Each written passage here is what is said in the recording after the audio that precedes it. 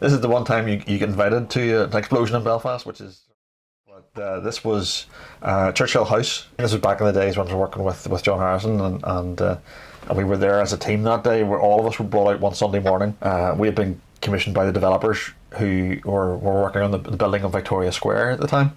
They were going to sort of have a controlled explosion in this building and have the whole lot collapse right down. And again, it's one of those events that it's going to happen once. There's no second take on it. There's no, once it's done, it's done. That's it. There's just, we're not. There's no way this has been built up again. This is you have one chance at this. It was quite hard to think of a clean angle through on the building where you could actually see everything and get the full impact of it. And as part of the planning process, I was allocated a spot on top of the BT Tower, the waterfront, up onto the roof of the BT Tower, and again, big long lens. Because of that high vantage point, you were able to.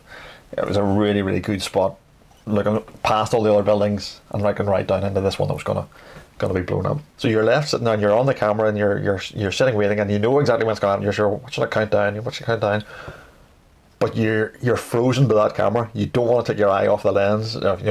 You're just focused in on the building and your finger on the button. And eventually, yes, it did. You heard this boom in the distance, and a puff of smoke. And at first it all sort of starts very, very slowly and sort of starts to crumble in. And then once it starts to go, once it gets, it really starts to cave in, then it all goes very quickly and it goes, whoosh, and that's all sort of that big cloud of smoke, and that's it. And once the dust all sort of envelops the whole thing, the picture's well and truly gone. That's it, bang, great, right, we've got it.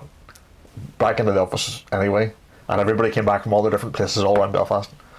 And everybody were throwing their films in, and we were processing the stuff and trying to get pictures to see what had we got anything, what had anything worked, what was the picture, what were we getting. Our wireman, he was in charge of just sending pictures out. As it happened, those particular photographs that we took that day ended up in the dailies, so that it was, I think it was the Irish Times and the Daily Telegraph, that kind of thing, sort of used a spread of these pictures, which was, I was delighted at. I just thought this was fantastic. Just to be able to get photographs placed there, and as well as all the sort of the Belfast papers all used them as well, of course. And so it was a really, really successful day for us.